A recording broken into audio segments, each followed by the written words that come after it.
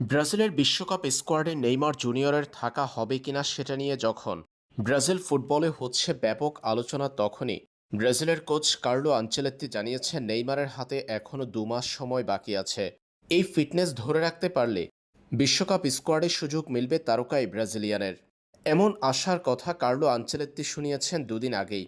আনচেলত্তির মুখে আশার কথা শোনার পর এবার গোল করলেন নেইমার।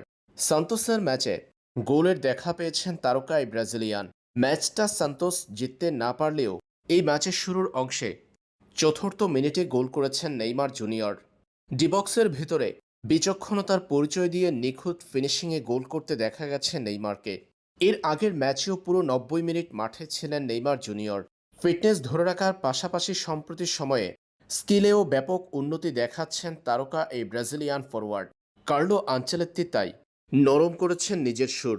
নেইমার জুনিয়রকে নিয়ে সিদ্ধান্তের পরিবর্তনের ইঙ্গিত দিয়েছেন ইটালিয়ান এই কোচ।